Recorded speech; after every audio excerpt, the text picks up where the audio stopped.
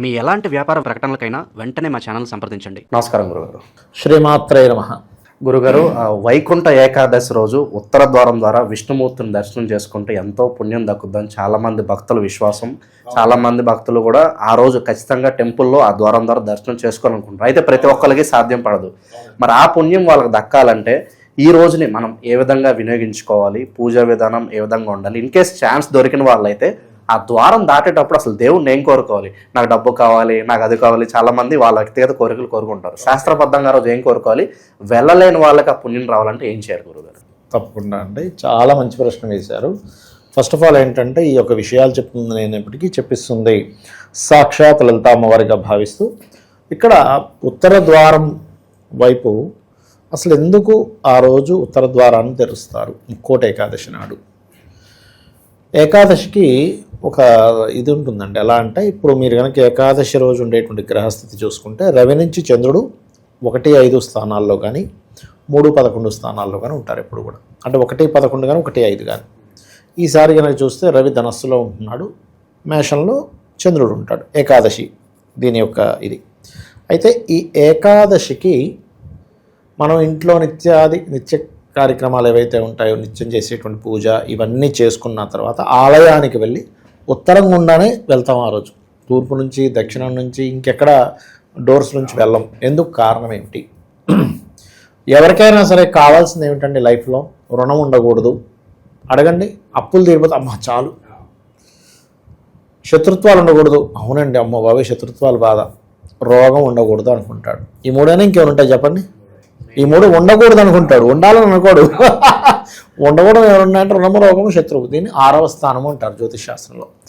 ఈ 6వ స్థానాన్ని కంట్రోల్ చేయాలి అంటే మనకు కావాల్సింది ఏమిటి అంటే, ముఖ్యంగా ఆరోగ్యం కావాలంటే మనకి ఆరోగ్యం ఉండాలి, ధనం ఉండాలి, అదేవిధంగా మంచి వాక్కు ఉండాలి. వాక్కు కారకుడు ఎవరు అంటే బుధుడు. ఉత్తరానికి కారకుడు ఎవరు? బుధుడు. ధనానికి కారకుడు ఎవరు? కుబేరుడు. ఎందుకంటే వెంకటేశ్వర స్వామికి ఆయన ధనం ఇచ్చిన వ్యక్తి. ఈ బుధుడు కుబేరుడు వీళ్ళిద్దరూ కూడా ఉత్తరానికి కారకులు. ఒక్కొక్క దిశకి ఒక్కొక్కరు కారకులుగా చెప్పారు మనకు వాస్తులో.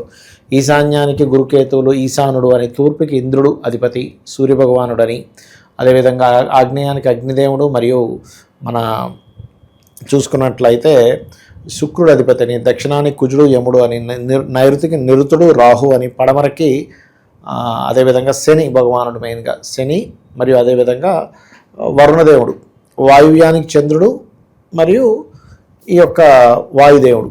అలాగే ఉత్తరానికి కుబేరుడు అధిపతి. ఈ కుబేరుడు అధిపతి ఉన్నటువంటి స్థానం నుంచి ఎవరైతే ఎంటర్ అవుతారో లోపలికి, స్వామివారిని దర్శనం చేసుకుని మళ్ళీ తిరిగి వస్తారో, కుబేరుడి యొక్క అనుగ్రహం పరిపూర్ణంగా కలుగుతుంది. ఎందుకంటే నీకు అందరూ మామూలు గుంపులుగా వెళ్ళిపోయి తోసేసుకొని. ఇంకొక విషయం చెప్పాలి, ఇప్పుడు ప్రజెంట్ గురువు మిథునంలో ఉన్నాడు, బుధుడు ధనస్సులోకి మారి పరివర్తన జరిగింది. ఈ పరివర్తన మూలంగా కొన్ని జరగనున్నాయి. ఏమిటి అంటే ఈ మత విద్వేషాలు పెరగడము, అంటే ఎవరో ఏదో ఈ హిందూ సంబంధించిన దాని మీద అనడం, పౌరోహిత్యము, ఈ పండితులకు కొంత ఇబ్బంది రావడము, అనవసరమైన గొడవలు పెరగడము, అదేవిధంగా కొంతవరకు ఈ అగ్ని ప్రమాదాలు కూడా కాస్త పెరగడం, ఇవన్నీ ఒక ఎత్తు. అయితే ఈ ఆలయాల్లో కొన్ని ఇబ్బందులు కలగనున్నాయి. కాబట్టి ఏకాదశి ఉంది కదా అని పొలోమని వెళ్ళిపోయి వెళ్ళకండి దయచేసి. ఎందుకంటే కొన్ని ఖాళీగా ఉండే ఆలయం కూడా ఉంటుంది. కాస్త ఖాళీగా ఉన్న ఆలయానికి వెళ్ళండి. అక్కడ ఉన్న విష్ణువే ఇక్కడ అదే విష్ణువు ఉంటాడు. మన భ్రమ కాకపోతే మొత్తం. ఇంట్లో మనం పూజ చేసుకుని అక్కడ అదే విష్ణువు ఉంటాడు, ఆలయంలో ఏ విష్ణువు ఉంటాడు, ఇంట్లో అక్కడే అదే విష్ణువు ఉంటాడు. కాబట్టి ఎవరైతే ఉత్తర ద్వారం గుండా లోపలికి వెళ్ళి స్వామివారిని దర్శనం చేసుకొని మనస్ఫూర్తిగా స్వామిని యొక్క దర్శనం నేను చేసుకోగలిగిన అంతకంటే భాగ్యం లేదు అని అనుకొని, ఎలా అయితే ఒక చిన్నపిల్లవాడు అమ్మని చూడంగానే ఆనందపడతాడు. అమ్మని చూడటమే ఆనందం, ఇంకోటి లేదు. అవునా కదా? నవ్వుతాడు, ఆనందపడిపోతాడు. ఏమంటే అమ్మాయి ఏమైనా అప్పటికప్పుడు ₹1,00,00,000 ఇస్తుందా, లేకపోతే పెద్ద బంగారు బిందె ఏమైనా ఇస్తుందా, లేకపోతే ఇంకేమైనా ఇస్తుందా, వజ్రం ఏమైనా ఇస్తుందా? కాదు, అక్కడ కావాల్సింది కదా. అమ్మని చూడటం ఎంత ఆనందమో స్వామివారిని దర్శనం చేసుకోవడమే ఆనందంగా భావించి మీరు ఇందాక ఒక మాట అన్నారు, ఏమంటే లోపలికి వెళ్ళేటప్పుడు ఏమనాలి అని. మీకున్నటువంటి టెన్షన్స్ అవన్నీ పక్కన పెట్టేసి ఓం నమో నారాయణాయ, ఓం నమో నారాయణాయ, ఓం నమో నారాయణాయ అదే మంత్రం, ఇంకోటి ఉండకూడదు. మనసా వాచా కర్మణ అదే మంత్రంతో గడప దాచుతూ, ఇంకోటి లైన్లు పెద్ద పెద్దగా ఉంటాయి, ఎంత పెద్ద లైన్ ఉంటే అంత మంచిది అనుకోండి. ఎందుకంటే అంతసేపు మీరు ఆలయంలో ఉండేటువంటి అదృష్టాన్ని పొందారు. అబ్బా ఏమిటండి నేను అనేది ఏంటంటే తోసుకోవద్దని చెప్పాను, లైన్లో నిలబడొద్దని చెప్పలే, తోసుకొని ఇంకొక అమాయకులకి. ఎందుకంటే నువ్వు ఒక నీలాగే భక్తితో దర్శనం చేసుకోవడానికి వచ్చిన వ్యక్తిని ఆలయంలో నీ కాలుతో చంపేస్తున్నావు. ఒకసారి ఆలోచించాలి ఈ విషయాన్ని. అది ఎంత పెద్ద దోషం అండి. నువ్వేదో హడావిడిలో తొక్కిసలాటల్లో చచ్చిపోయాడంటే నీ కాలు దగ్గర, ఎంత పెద్ద దోషం అది. ఒక భక్తుడు అలా అయితే ఈశ్వరుడు కోపం రాదు. కాబట్టి పొరపాటును కూడా తోసులాడుకోవడము, గొడవలు పడ్డం చేయి. ఇలా లోపలికి వెళ్ళి దర్శనం చేసుకుని వచ్చిన వ్యక్తికి స్వామివారిని దర్శనం చేసుకున్నాం కాబట్టి బుధుడికి, కుబేరుడికి స్వామివారు చెప్తాడనమాట. ఎందుకంటే బుధగ్రహం ఏదైతుందో పూర్వజన్మ కర్మస్థానకారకుడు అంటారు బుధుడిని. అందుకే రిలేషన్స్, అప్పులు, రోగాలు వీటితోనే ఉంటుంది అంతా కూడా. మనం చూడండి, ఫుడ్ తింటాం, ఏదైనా హెల్త్ ఇష్యూస్ ఎక్కువ ఫుడ్ వల్ల వస్తాయి. పొత్తి కడుపుకు కారకుడు, మనం తిన్నదంతా పొత్తి కడుపులోకి వెళ్తుంది. పొత్తి కడుపుకు కారకుడు ఎవరు? బుధుడు.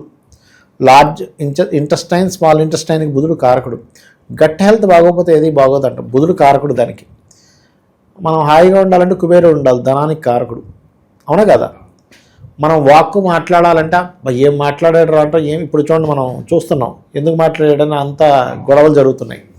అలాగా ఈ వాక్కు కారకుడు బుధుడు. అంటే బుధానుగ్రహము, కుబేరుడు అనుగ్రహం పరిపూర్ణంగా రావాలంటే మీరు ఎప్పుడైతే లోపలికి వెళ్ళి మనస్ఫూర్తిగా విష్ణువుని తలుచుకొని బయటికి వస్తారో అప్పుడు ఆ మహావిష్ణు అయ్యో వీడు కర్మలు కొంచెం తగ్గించిన ఆయన అని చెప్పి కుబేరుడికి ఆ యొక్క బుధుడికి చెప్తాడు.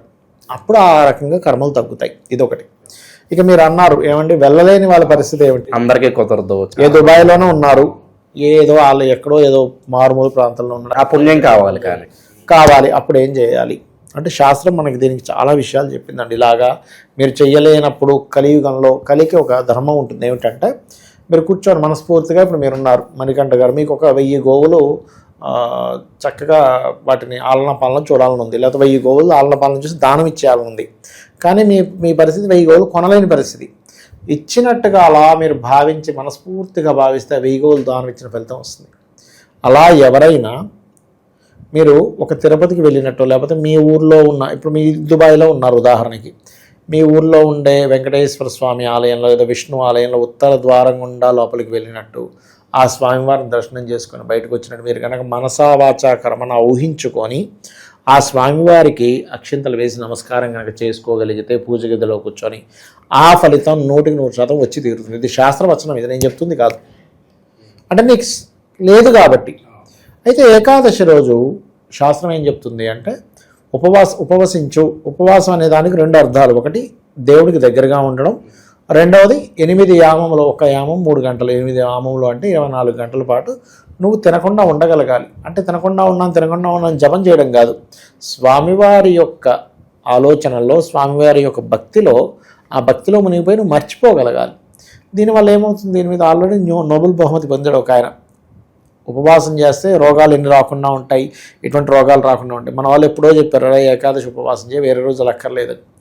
ఆ రకంగా మనం ఎప్పుడైతే ఏకాదశి రోజు ఇది పాటించి నోటిని, మనసుని, బుద్ధిని అదుపులో పెట్టుకోవాలి. ఉపవాసంలో కేవలం తినే పదార్థాన్నే కాదు, నోటిని, మనసుని, బుద్ధిని కూడా. ఎందుకంటే నువ్వు తినకపోవడం మాత్రం మానేసి నీ నోటితో ఇష్టం వచ్చినట్టు మాట్లాడి, నీ బుద్ధితో ఇష్టం వచ్చినట్టుగా ఆలోచించి, నీ మనసులో పిచ్చి పిచ్చి వికారాలని తెచ్చుకుంటే అది ఏకాదశి ఉపవాసం అవ్వదు ఎట్టి పరిస్థితుల్లో. ఇలా చేసిన ఉపవాసమే కొన్ని కోట్ల ఉపవాసాలు చేసిన ఫలితం ఇస్తుంది. ఇలా కాకుండా నేను ఆ రోజు తినడం మానేశానండి అనుకొని పిచ్చి ఆలోచనలు, పిచ్చి మాటలు, పిచ్చి గాసిప్స్ చేస్తే అది ఇంకా ఏకాదశి రోజు చేసినటువంటి ఫలితం రాకపోగా దుష్ఫలితాలు కూడా వస్తాయి. గురుగారు, అలాగే ఆ రోజు అకస్మాత్తుగా ఎవరన్నా చనిపోతే వాళ్ళకి మోక్షం లభిస్తుంది, డైరెక్ట్గా వాళ్ళు స్వర్గానికి వెళ్తారని నమ్ముతారు, వాస్తవాలు ఏంటి గురుగారు? అది కావాలని చనిపోతే కాదండి, వాళ్ళకి స్వచ్ఛంద మరణం, అంటే వాళ్ళంతటా వాళ్ళకి మరణం జరిగింది. అంటే వాళ్ళంతటా వాళ్ళు తీసుకునేంత మరణం, మన స్వచ్ఛంద మరణం అంటే మళ్ళీ భీష్ముడు వచ్చినట్టుగా మనకు రాదు, అంత సీన్ లేదు. అనుకోకుండా ఆ రోజు అయిపోయింది, ఆత్మహత్యలు ఇవి కాకుండా, అప్పుడు ఖచ్చితంగా స్వామివారిని చేరుకుంటారు అనేటువంటి శాస్త్రవచనం, అందులో ఎటువంటి సందేహం లేదు. ఓవరాల్గా వైకుంఠ ఏకాదశి రోజు ఏం చేయాలి, ఈ రోజుని ఎలా వినియోగించుకోవాలి, ఆ దర్శనం దొరకకపోయినా కూడా ఎటువంటి కార్యక్రమాలు ఆ రోజు విశేషంగా చేసుకుంటే మంచి పుణ్యం లభిస్తుంది అనేది అద్భుతంగా వివరించారు. ధన్యవాదాలు. శ్రీమాత్రే నమః.